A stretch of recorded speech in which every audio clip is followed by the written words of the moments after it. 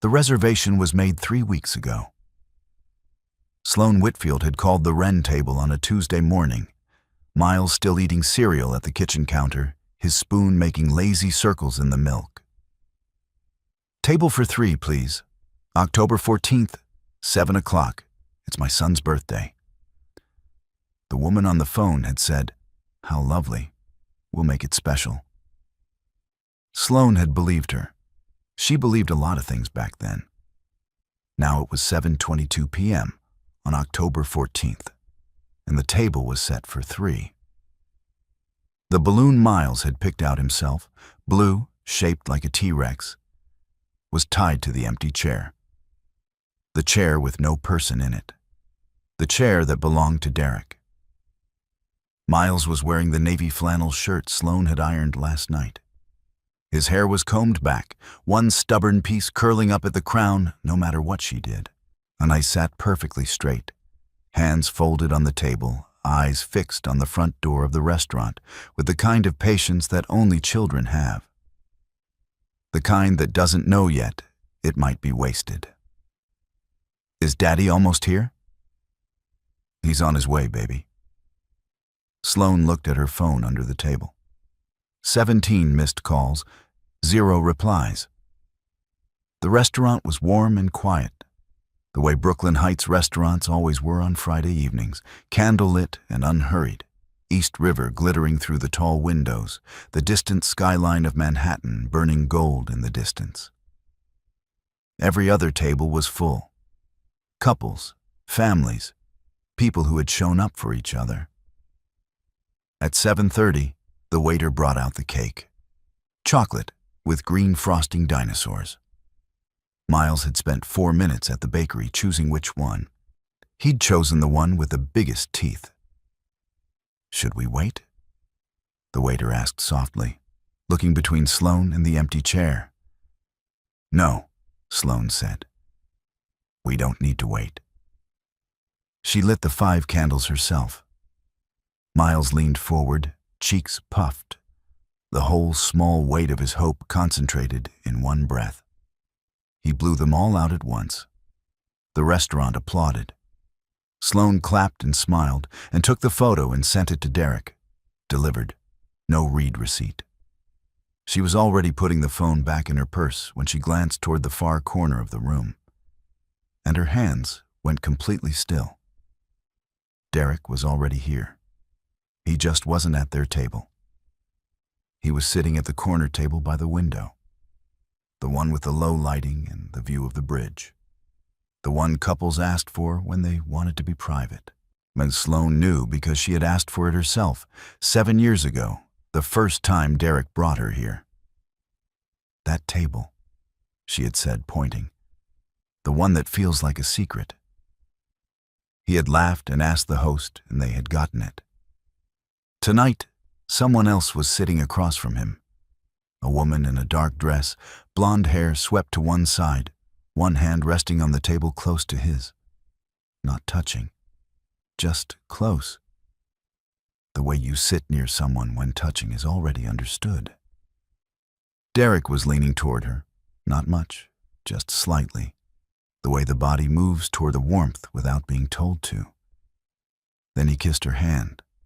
It was a small gesture, brief, but unhurried. And Sloane understood, watching it, that this was not the first time. People do not kiss hands that way the first time. That gesture belonged to a history she had not been shown.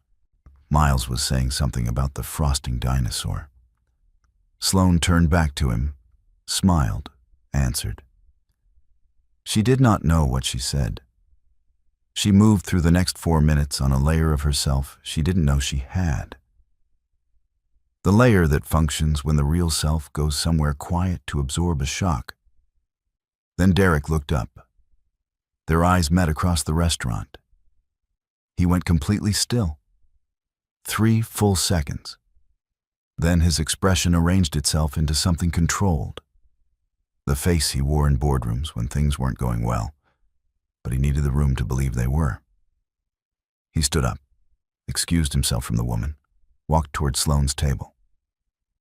"Slow," He stopped, cleared his throat. I can explain. Sit down, she said. Her voice was quiet, absolutely level. Miles is eating his birthday cake. You're going to sit down, and then you're going to sing happy birthday. And you are not going to make this night about anything other than your son. Are we clear? A beat. He looked at her like he was looking for something. Anger, tears, something to manage. She gave him nothing. He sat down. Miles looked up, eyes lighting like candles themselves. Dad, you made it. Derek's smile came a half-second late. Yeah, buddy, he said. I made it. Sloane watched her son's face, pure, uncomplicated joy, and filed it carefully away from the other things she was feeling. She picked up her fork. She ate cake. She asked Miles which dinosaur he wanted to take home. She did not look at the corner table again, but she had already memorized everything. I already knew, Sloane said. I've known since July. The color drained from Derek's face. Meant they were standing in the hallway of their apartment, Miles asleep down the hall, the city outside the windows doing what the city always did. Burning bright and indifferent. Derek had followed her inside with the energy of a man preparing a speech. He opened his mouth. She spoke first, and the speech collapsed. You knew? He said it like a question, but it wasn't one. You knew and you didn't say anything? I needed to understand what I was dealing with before I said anything. It had started in July. A Tuesday morning, Miles at the counter eating cereal. Derek in the shower, his laptop open on the kitchen island, a notification appearing on the screen before Sloane could look away. Tonight was perfect. P, that was all. 7 words. But 7 words carry weight when they arrive on your husband's laptop at 7 a.m., and from a single initial. She had not opened the email. She had closed the laptop, rinsed her coffee cup, and driven Miles to his summer program. But she had started watching. Not obsessively, not with the frantic, wounded energy of someone hoping to be wrong. Carefully. The way she approached a building before she designed its interior, reading the structure, understanding what was holding it up and what was slowly giving way. She noticed the silenced phone on Friday evenings. The unfamiliar cologne, not his brand, something softer, transferred. The late meetings that appeared on his calendar as single words, ops, strategy, review, no location, no attendees listed. The Instagram account she found by accident, a public profile, a professional woman in marketing, frequent travel posts from cities Derek had visited that same week. Petra Voss. The name on the card she'd once seen on the kitchen counter, face down, that Derek had slipped into his jacket pocket before she could read it fully. She had read it fully. 3 months of watching. 3 months of building a complete picture before touching a single piece of it. Why didn't you just ask me? Derek said. Sloane looked at him. Because men like you don't answer that question honestly when asked directly. They answer it when they're out of options. She picked up her pillow from the bed. You can have the room. I'm sleeping with Miles tonight. She walked down the hall. She didn't slam the door. The soft click was much worse. She found it the next morning. Miles's iPad was on the kitchen counter, plugged in, screen dark. Sloane picked it up to move it out of the way, and the screen came on. A video thumbnail she didn't recognize. 42 minutes of recording from 3 weeks ago. Miles had been in Derek's home office. He did this sometimes. Set up the iPad on a shelf and pressed record because he'd seen Derek take video calls and wanted to pretend he was on one too. Usually, he recorded himself making faces at the bookshelf. Usually, Sloane deleted them and moved on. She pressed play. The angle was crooked, pointed slightly at the ceiling, the edge of the mahogany desk visible in the lower frame. but the audio was clear. Derek's voice first. "I need more time." Then a woman's voice, measured, unhurried, the voice of someone accustomed to being the most composed person in any room. "You don't have more time, Derek. Neil is already asking questions about the quarterly numbers. If you don't restructure the equity before his audit cycle closes, both of us are exposed." "Petra, 31% into my holding entity. You file the transfer before the end of Q4, and then you initiate the divorce. After that, we consolidate the portfolios and you're protected." A silence. Derek's voice again, quieter. "And if I don't?" "Then Neil finds what he's looking for, and you explain it to a federal investigator instead of me." The video ended 40 seconds later when Miles walked back into the frame, picked up the iPad, and started recording himself roaring like a dinosaur. Sloane sat at the kitchen table for a long time. She was not shaking. That surprised her. She had expected her hands to shake. Instead, she felt a strange, cold clarity. The feeling of a room coming into focus. This was not only a betrayal, this was a scheme. And Derek, the man she had watched charm investors and intimidate competitors for 4 years, was not the architect of it. He was the target of it. She saved the video to her private cloud, deleted it from the iPad, set the iPad back on the counter. She opened her Kindle and found her place in the 48 Laws of Power, Law 3. Conceal your intentions. She read it twice. Then she picked up her phone and texted Audrey, "Cancel your morning. I need you." Audrey Tran did not cancel easily. She was the kind of lawyer who had 3 phones and answered all of them. She billed time in 6-minute increments and once told Sloane that the only acceptable reason to reschedule a morning was a natural disaster or a federal subpoena. When Sloane's text came through at 6:47 a.m., Audrey read it, cleared her 9 o'clock, and then replied with 3 words. "Where? What time?" They met at Audrey's office on the 24th floor of a building in Midtown. 2 Starbucks cups on the conference table, the audio from Miles's iPad playing through Sloane's phone, while Audrey listened with her arms crossed and her expression going very, very still. When the recording ended, Audrey sat in silence for 11 seconds. Sloane counted. "That's not a divorce case," Audrey finally said. "That's a corporate fraud case wearing a divorce case as a coat." "I know. We need someone inside Callaway Capital." "I know that too." Sloane opened her bag and slid a printed email across the table. "He already contacted you." The email had arrived in Audrey's inbox at 11:54 the previous night. Sender, N. Dunbar. Subject line, regarding Callaway Capital, urgent and confidential. Merbati. 4 sentences asking for a meeting. Audrey had assumed it was a prospective client she hadn't placed yet. She hadn't placed it because she hadn't known, until this moment, who Neil Dunbar was. They met him the following afternoon at a coffee shop in Tribeca. Small, no cameras near the door.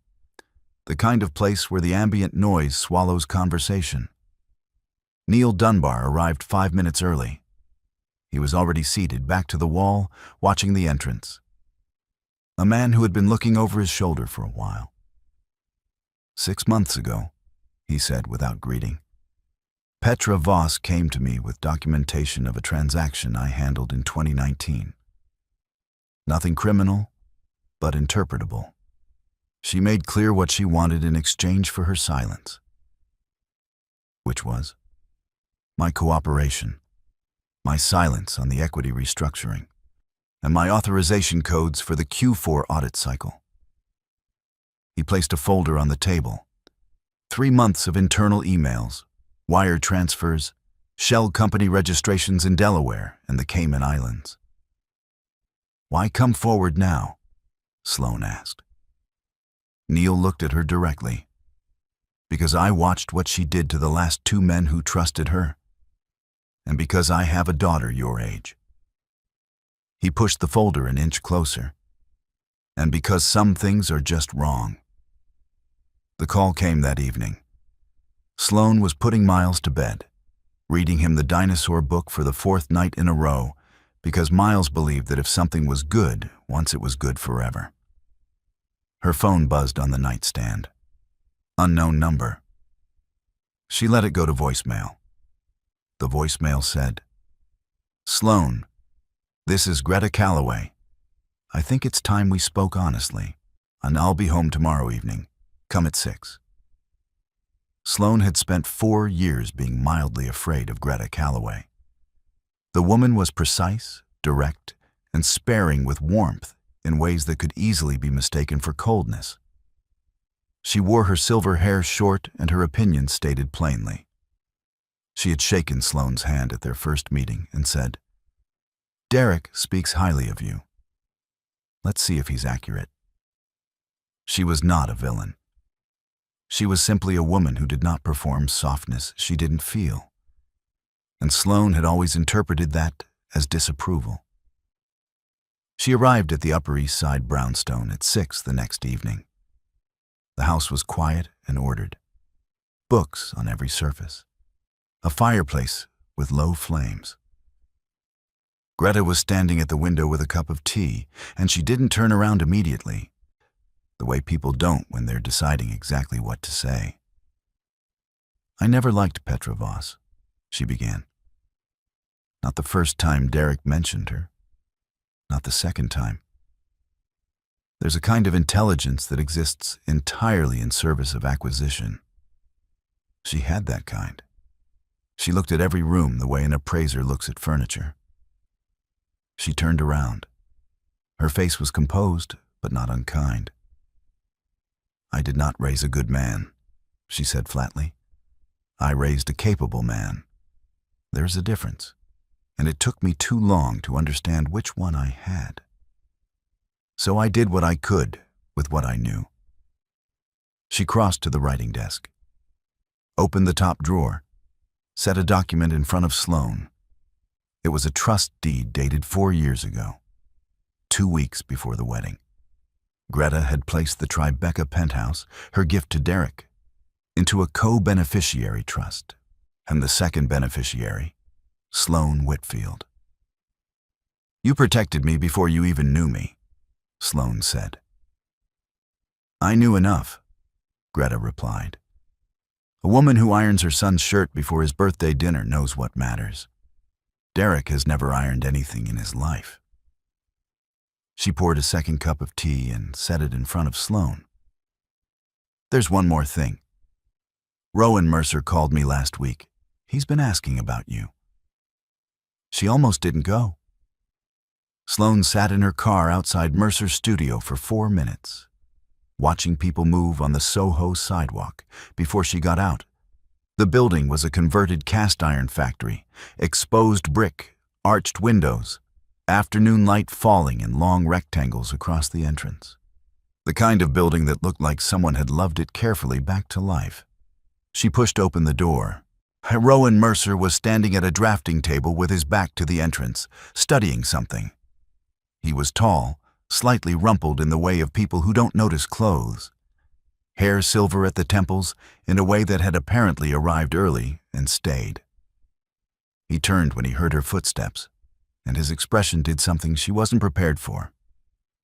It simply relaxed, the way a face does when it sees something familiar. "Sloane Whitfield," he said. Not this is a surprise. Not it's been a while. Just her name, said like a fact that had always been true. They had met at Cornell in the first week of freshman year, thrown together for an intro design project, a temporary structure meant to be disassembled at the end of the semester. Rowan had argued for using only reclaimed materials. Sloane had argued for clean lines, and they had built something better than either version alone. And from that had come 4 years of easy, genuine friendship. Then Derek. Then New York. Then life moving fast in different directions, the way it does when no one is careless, but everyone is busy. "I've been following your work," Rowan said. He moved to the side table and picked up a printed page. A photograph of the Harlow Tower lobby, 2019. The light distribution in the corridor. No one else does that. The way you pull natural light around a corner, it's a specific decision that most designers never consider. You recognized it. I taught you that technique. A small smile. I was hoping you'd remember who to credit. He showed her the proposal without ceremony. A design director position at Mercer's studio, focused on residential and boutique hospitality. Her name had been in the shortlist for 8 months. Before any of this, before the birthday dinner, before the folder of hotel receipts, before everything. "This isn't about what's happening with your marriage," he said. "It was never about that. It's about your work." Sloan looked around the studio. The light, the space, the drafting tables covered in real work. She felt something unfamiliar move through her chest.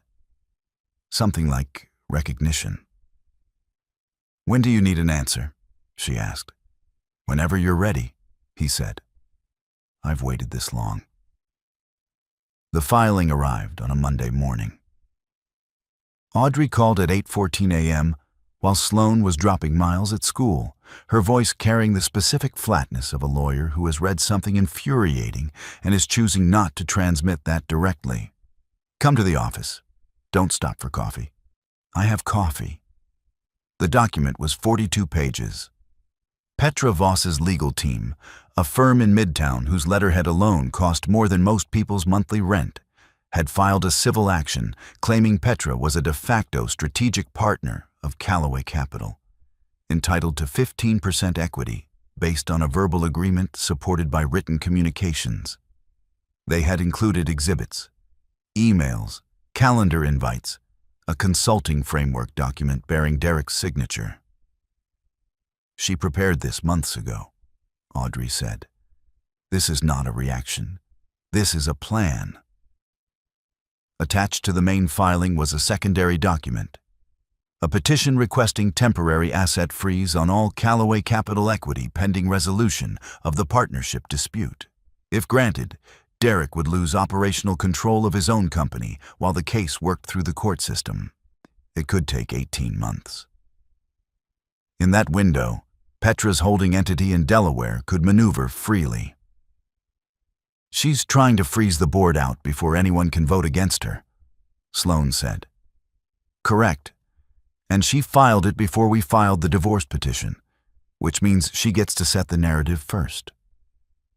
Sloan stared at the document. Outside the office window, Midtown moved at its usual pace. Taxis, pedestrians, the ordinary machinery of a city that did not pause for personal catastrophe. She had spent her adult life in this city. She had designed spaces for people to live in it. And now she was sitting in a lawyer's office reading a 42-page document that was written specifically to take something from her. "What do we need?" she asked. 3 things. Evidence the consulting agreement was fabricated or obtained under duress. Evidence the Delaware entity is a fraud vehicle. And a witness. Neil Dunbar. If he'll testify, he'll testify. Sloan stood up, moved to the window. "What about Derek? Does he know what she's actually doing?" Audrey looked at her. "That's the question, isn't it?" That afternoon, Sloan sent Derek a single text. "Meet me at the Wren table tonight. The table where you proposed. 6 o'clock. Bring nothing. Come alone." He arrived first, which surprised her. He was already seated when she walked in. Not at the corner table this time, but at the small one near the window where she had once told him she loved him for the first time. He looked like a man who had not slept in 3 days. She sat down, put the filing in front of him, watched his face as he read. It happened on a Wednesday. Not the big dramatic breaking. No screaming. There's no throwing things. Just a Wednesday at 1 a.m. in a West Village apartment she had been in for 11 days. Sitting on the kitchen floor with her back against the refrigerator and her knees pulled to her chest and a cup of tea gone cold in her hands. Miles was asleep. The movers had come on Saturday.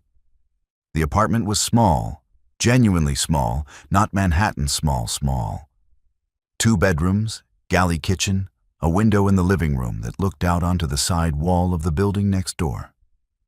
It smelled like fresh paint and someone else's cleaning products. Miles had declared his room the best room because it had a slanted ceiling he could jump toward without quite touching. Sloane had not told him it was temporary. She didn't know yet if that was true.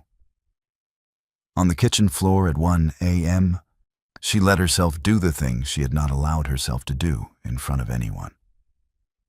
She let herself be in the middle of it, the full weight of it. Not the betrayal, that had its own shape and she had already mapped it. But the thing underneath, the years of carefully making herself smaller. The career she had folded up and stored away, because there will be time later. The portfolio she had stopped adding to. The mornings she had watched Derek leave for work and stayed behind, capable, skilled, with a drawer full of pencils she no longer opened, because she had decided that this was the shape of her life now. She had not been forced into that shape. That was the part that hurt the most. She had walked in voluntarily. She cried for a while. There was no one watching, so she let it be what it was. Then she got up, washed her face, and made fresh tea. Opened her laptop. The business plan she had started sketching the week after the Wren table was still open in a tab. Rough notes, placeholder numbers, a name she'd typed, and then immediately second-guessed. Whitfield Design Studio. She read it, made 3 revisions, saved it. Her phone lit up. A text from Rowan at 2:09 a.m. I know it's late. I was reviewing the Kessler sketches you sent. They're beautiful, Sloane. I just wanted you to know that tonight. She sat with that for a moment. Then she typed back, "Thank you for saying that." She paused, then added, "I needed to hear it." She closed the business plan, put her phone face down, and for the first time since October 14th, she slept all the way through until morning. She was standing outside Audrey's building on a Tuesday morning when she noticed the woman, a mid-30s, dark coat, carrying a notebook instead of a phone. An unusual choice. She was leaning against the building's entrance column with the specific, practiced patience of someone who did this for a living. She looked up when Sloane approached. "Ms. Whitfield? My name is Cassidy Moore. I'm an investigative reporter with the Financial Times." Sloane looked at her. "How did you find me here?" "I've been looking for the person with the Callaway Capital documents for 6 weeks. Your lawyer is good at her job, but real estate filings are public record." Cassidy didn't apologize for the approach. "I'm not here to write a marriage story. I'm here because Petra Voss has done this before." They went upstairs. Audrey poured coffee and said nothing for the first 10 minutes. Just listened to Cassidy lay out her research on the conference table like someone assembling a machine. 3 companies in 5 years. Each one a privately held firm controlled by a single founding partner. Each one targeted through a personal relationship. Each one partially hollowed out before the principal understood what was happening. In the 2 previous cases, the founders had settled quietly. No press, no litigation. The damage absorbed in exchange for making the story disappear. Petra had disappeared with them and reappeared elsewhere. Callaway is the first time there's been enough documentary evidence to pursue a full case, Cassidy said. But only if the source is willing to cooperate. What does cooperation look like? Audrey asked. An on-record account, access to the documents. I don't need names beyond Voss and the entity structures. Sloane had been quiet throughout. Now she looked directly at Cassidy. My son's name does not appear anywhere in anything you write. Not his age, not his school, nothing. Agreed. In writing if you want. I want. Cassidy wrote it on a sheet from her notebook and signed it. Old-fashioned, but Sloane appreciated the gesture. After Cassidy left, Audrey sat back and studied Sloane. Once this goes to print, we lose control of the timeline. Courts move differently when the press is watching. Good, Sloane said. Petra has been operating in the dark for 5 years. I don't want to fight her there. She picked up her coat. Darkness is her advantage, not mine. He called on a Thursday night at 10:47. Sloane was at her desk, working through the preliminary plans for a residential project Rowan had assigned her. A brownstone renovation in Carroll Gardens. A couple expecting their first child who wanted the nursery to face east for morning light. She had been thinking about light a lot lately. The way it moved, what it revealed. She looked at Derek's name on her phone for 2 rings, then picked up. He didn't open with an apology or a question about the case or anything she had anticipated. He said, I miss Miles. I don't know how to do this, not seeing him every day. I don't know how to do that. His voice was different. The boardroom coating was gone. Underneath it, he sounded like a person. They met the next afternoon at the park near Miles's school.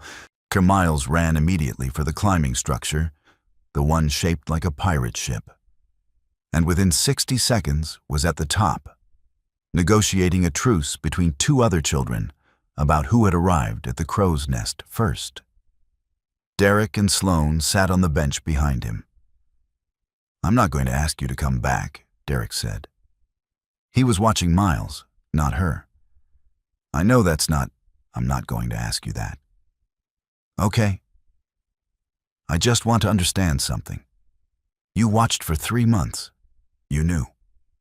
And you still put Miles to bed every night and made his lunches and took him to swim lessons and didn't fall apart.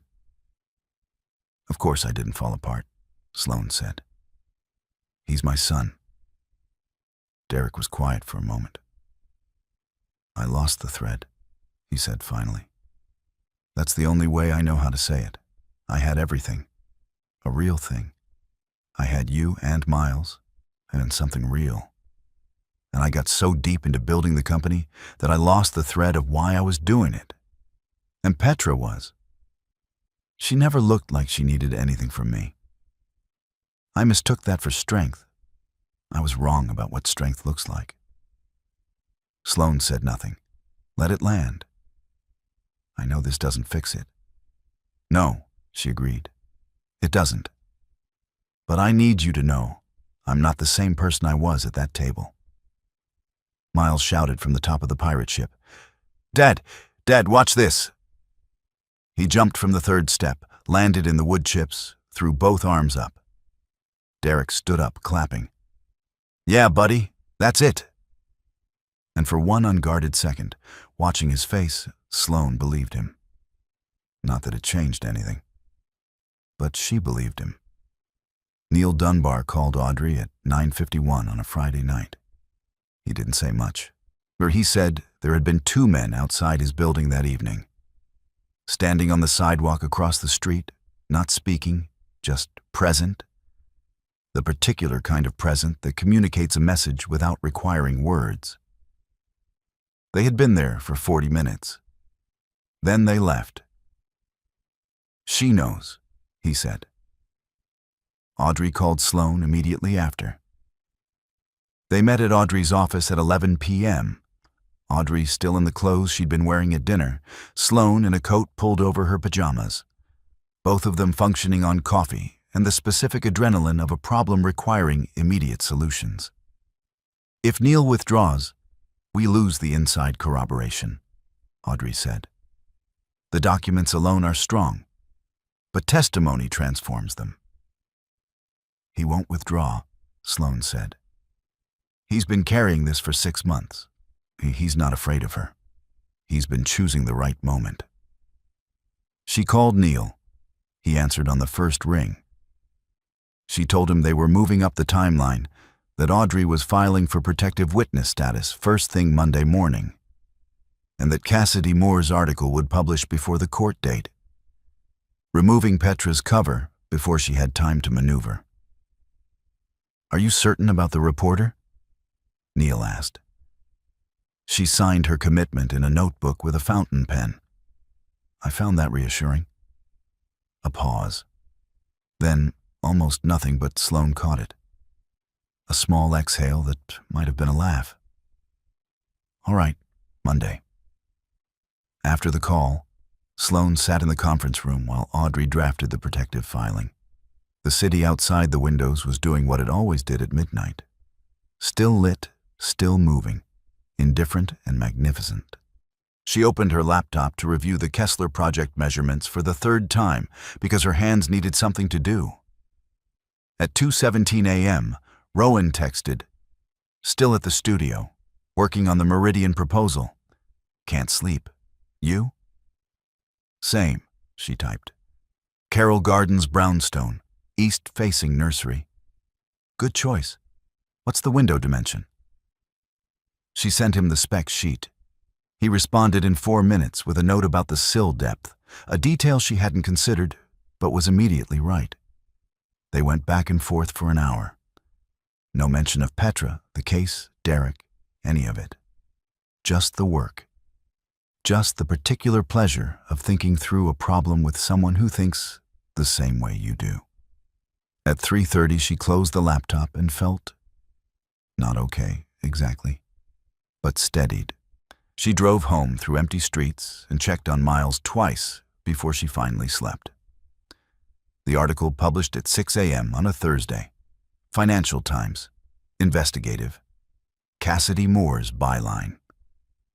The headline was clean and specific. Serial equity scheme targets mid-market private firms. Inside 5 years of calculated fraud. By 6:45, Bloomberg had picked it up. By 8:30, the Wall Street Journal ran a shorter piece citing the FT's reporting. By 10 a.m., the SEC announced it had opened a formal investigation. The name Petra Voss appeared in all 3 publications, with a specific absence of softening language that signals a story the editors have verified exhaustively. Sloan was making Miles's breakfast when Audrey's text arrived. She read it, set her phone down, kept scrambling the eggs.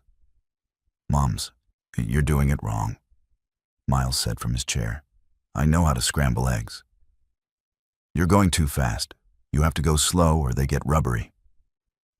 Sloan looked at her son, 5 years old, issuing instructions with complete confidence, and laughed. A real laugh, the sudden kind. "Where did you learn that?" "Miss Patterson at school. We made eggs." "Miss Patterson is right." Sloan slowed down. "Better?" "Much better." She plated his eggs, made his toast, poured his juice, and sat across from him while he ate and talked about the pirate ship at the park and the fact that dinosaurs would have been very good pirates because of their claws. She did not look at Bloomberg. She did not call anyone. She let the morning be what it was, ordinary and quiet, and hers. While 30 blocks away, a financial scandal was rewriting the story of the past 6 months into something that would follow Petra Voss's name for the rest of her professional life. At 11 a.m., Derek called. "You did this," he said. No accusation in it, just acknowledgement. "I provided evidence to a reporter investigating a fraud scheme. Everything I gave her was true." "I know." A long pause. "The board called an emergency session this morning. They're removing Petra's access retroactively. Neil is overseeing the audit himself." "Good." "Sloan." He stopped, started again. "Thank you. I know you didn't do it for me." "No," she said. "I didn't." She ended the call, stood at the kitchen window, looking out at the West Village street below, the bakery opening its awning, a woman walking a dog in a red raincoat, a delivery truck blocking half the lane, while the driver carried boxes with the patient efficiency of someone who had done this 1,000 mornings.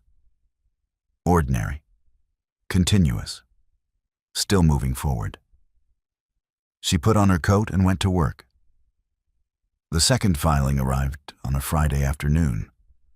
Audrey called at 4:17 and said 4 words before anything else. "Don't react out loud." Then she read the filing. Petra's new legal team, a different firm, more aggressive, the kind with marble lobbies and partners who appeared on cable news, had attached a supplementary motion to the civil case. The motion argued that Sloan Whitfield had willfully exposed a minor child to legal proceedings and media scrutiny by leveraging a recording made without parental consent in a family residence, and requested that the family court review Sloan's primary custody status as a matter of protective concern for the child. "She's using Miles," Sloan said. Her voice was flat. "Yes. She's using my 5-year-old son as a pressure point because she has nothing else left." "Yes." Audrey's voice was steady. "And I need you to hear me when I say this. It's not going to work. It is a tactical filing from a losing position. But I needed you to know before you heard it elsewhere." Sloan was standing in the middle of her living room. Miles was in the next room watching his nature documentary, the one about ocean life, which he was currently obsessed with. And she could hear the narrator describing how a particular species of fish camouflaged itself on the ocean floor to avoid predators. She walked to the doorway, watched him for a moment. He was lying on his stomach, chin in both hands, completely absorbed. Safe, unaware, exactly as he should be. She walked back to the kitchen and picked up the phone again. "What does Derek know about this filing?" His lawyer received a copy at the same time we did. "I need you to do nothing for 2 hours. Can you hold on this for 2 hours?" Sloan, 2 hours, Audrey." Derek called her 40 minutes later. His voice, when he spoke, carried a quality she had not heard from him in a long time, something clear and cold and absolute. "I've instructed my attorney to contact Petra's firm. If that motion is not withdrawn by 9 o'clock Monday morning, I will hand over every personal communication between myself and Petra to the SEC investigation. Every single one, including the ones she thought she'd deleted." "She'll know you're serious," Sloan said. "I am serious. My son is not a bargaining chip." A pause. He was never a bargaining chip, and I should have been clearer about that a long time ago. The motion was withdrawn by Sunday evening.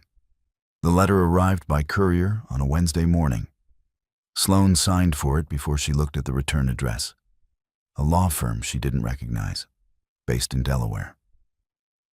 She opened it at the kitchen table after Miles left for school. Whitfield versus Callaway Capital Holdings, LLC, and associated entities. Notice of civil action. 12 pages. The short version, the Delaware Fund, through its legal representatives, was suing Sloan personally for $4.2 million in damages, claiming she had engaged in tortious interference with prospective business advantage by providing materials to the Financial Times and the SEC that disrupted the fund's legitimate commercial operations. She read it twice, carefully, then called Audrey. "They don't want to win," Audrey said immediately. "A suit like this against an individual in your position. They know the numbers don't hold up. What they want is to drain your finances, occupy your attention, and make continuing this fight feel more expensive than settling." "I know." "Which means they're scared." I know that too. She was quiet for a moment.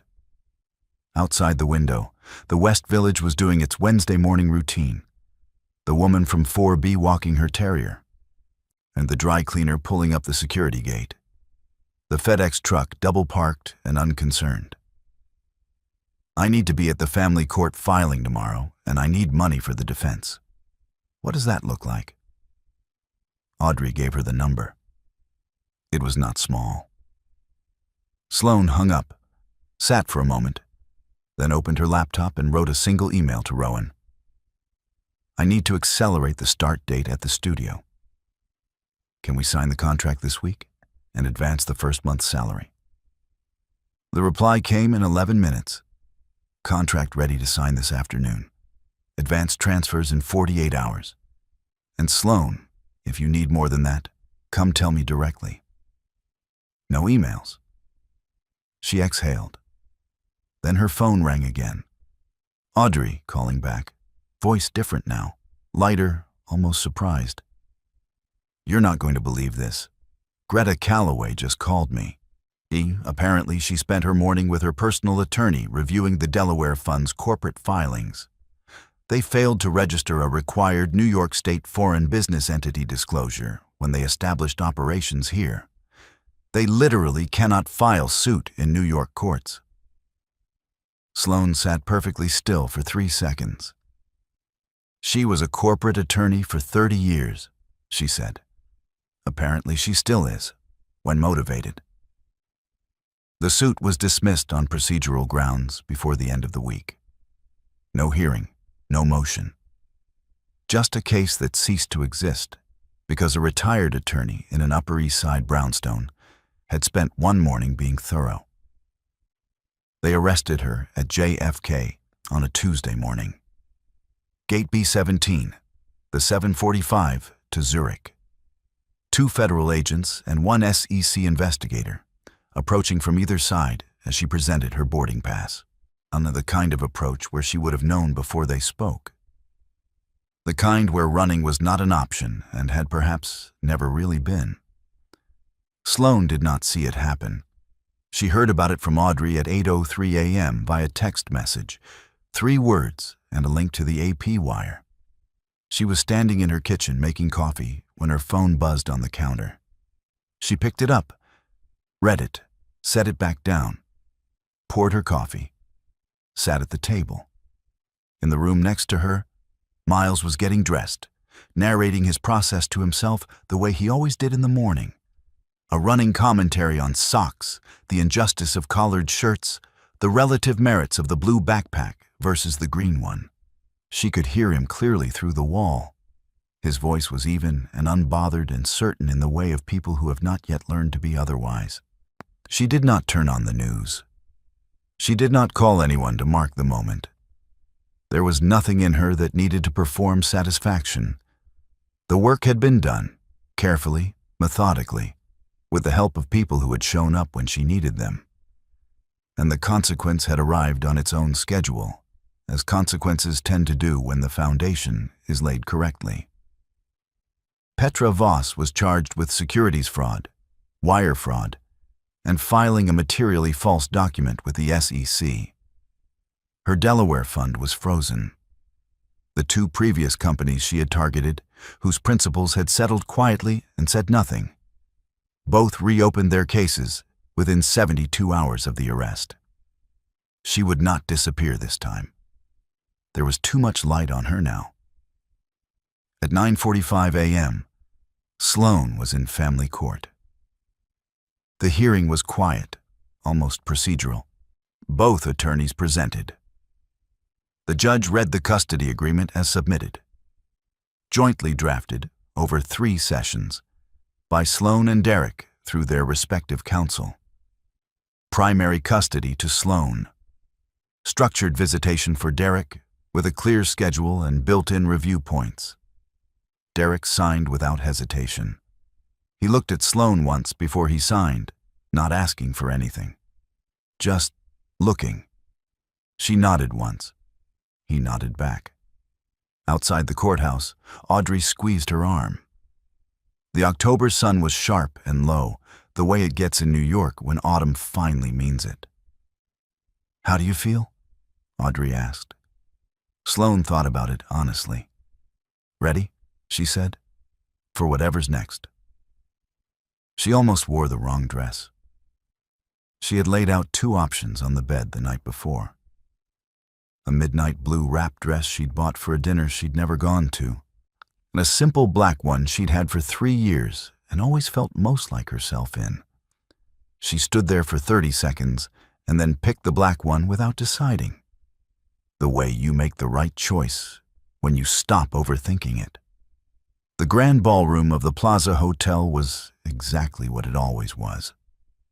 Chandeliers throwing gold light across a room full of people who built things for a living, the particular energy of architects and designers who spent their days solving problems that lasted decades.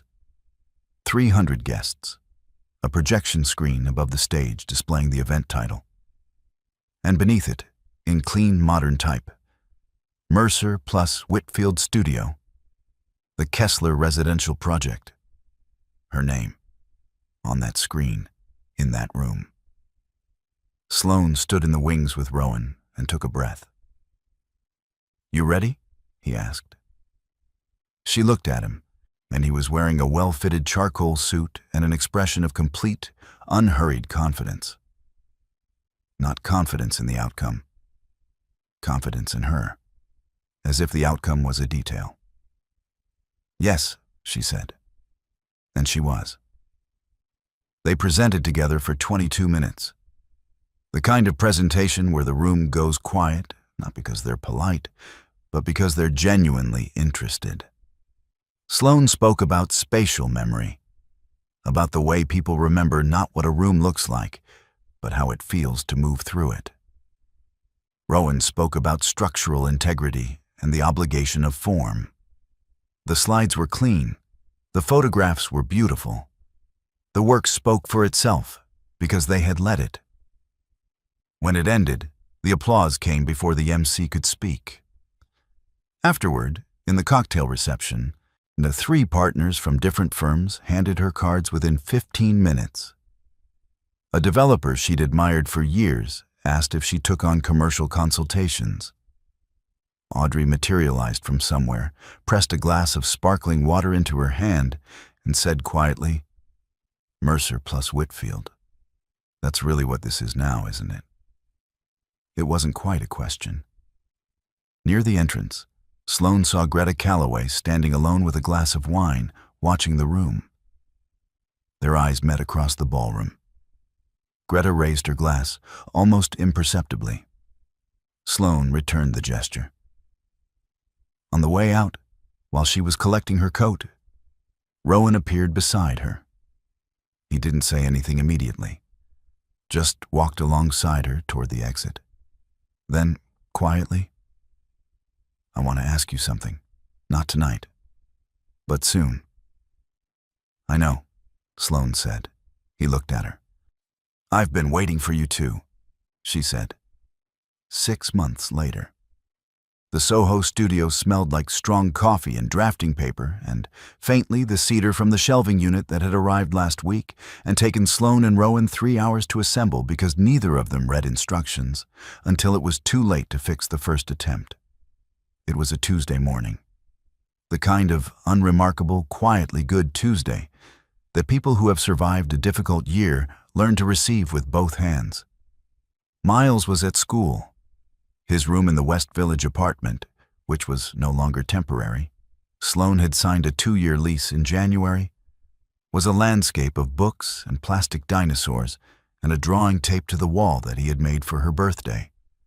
A yellow house with a red door and 2 figures outside, one tall and one small, lost underneath a sun with too many rays. "Me and Mom," he had written underneath. With the confident, irregular letters of a child who has decided spelling will work itself out. Derek came every Saturday. He arrived on time. He brought Miles home on time. He had completed the family counseling sessions the court required and had, by all evidence, continued them voluntarily. He did not ask to come back. He did not look at Sloane the way a man looks at something he's hoping to reclaim. He looked at her the way a person looks at someone they have hurt and are learning to respect from a different distance. That was enough. It was more than she'd expected. Petra Voss accepted a plea agreement in March. 11 years.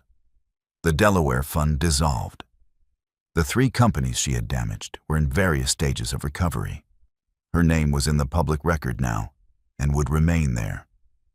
Neil Dunbar sent Miles a birthday card in October with a gift card to a bookstore. Miles, who had no idea who Neil Dunbar was, declared it the best present because he got to choose. Greta Calloway had dinner with Sloane and Miles on the first Sunday of every month. She taught Miles gin rummy. She was teaching him to win without gloating, a lesson she applied to most areas of life. And Rowan had asked his question 2 weeks after the gala, standing on a street corner in Soho in December, with snow just beginning to fall, in the specific, unhurried way of a man who was certain enough not to perform certainty. She had said yes, not because she needed saving, not because the story required it, but because she had looked at him. This patient, perceptive man who had seen her work before he saw her circumstances, who had waited without waiting, who had shown up in the particular way that good people show up, and felt what it was like to choose something freely, without fear, without filling a vacancy. That was new. That was worth choosing. On a Tuesday morning in April, she sat at her drafting table in the Soho studio with coffee and a set of plans for a young couple's first home in Brooklyn. East-facing nursery, morning light exactly where it should be. And worked until Rowan arrived at 9 with 2 more coffees and a correction about her windowsill measurement that was, again, exactly right. Outside, the city moved. The studio was full of light. Sloane Whitfield had built something that no one could take apart. Not because it was perfect, because it was hers. And that's where Sloane's story ends. Or maybe, more accurately, where it truly begins. If you're still here with us right now, I want you to know something. That means something, because this isn't a short video. You stayed. And people don't stay for stories that don't touch something real inside them. So let's sit with this together for just a moment. Marcus Aurelius once wrote, "You have power over your mind, not outside events. Realize this, and you will find strength." Sloane didn't control what Derek did. She couldn't undo the empty chair at that birthday table. But she controlled every single choice she made after that moment. And that made all the difference. Here's what this story quietly teaches us. The most dangerous thing you can do is make yourself smaller to fit inside someone else's life. And Sloane folded away her drafting pencils, her portfolio, her name, and called it love. It wasn't. Love doesn't ask you to disappear. Healing doesn't always look like crying on the floor, though sometimes it does. And that's okay too. Sometimes healing looks like opening your laptop at 3 a.m. and writing your own name at the top of a business plan.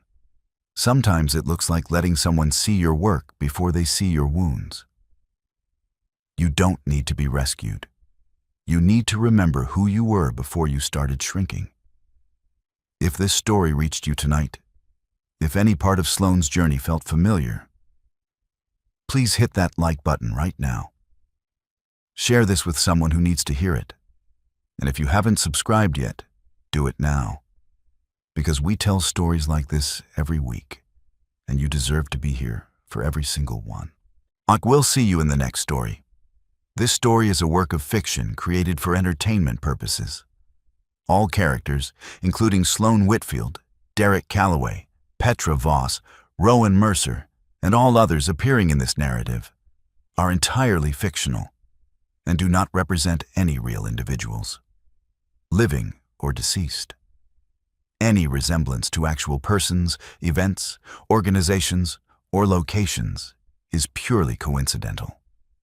The restaurants, law firms, companies, and institutions referenced throughout this story, including the Wren Table, Callaway Capital, Mercer Studio, and all associated locations, are used solely as fictional settings and are not intended to represent actual businesses or organizations by those names. This video does not claim to document real events. It is a dramatic narrative crafted to explore universal themes of resilience, betrayal, self-discovery, and healing. All legal, financial, and emotional situations depicted are dramatized purely for storytelling purposes and should not be taken as legal, psychological, or financial advice. We believe in honest, transparent storytelling. Thank you for watching with that understanding.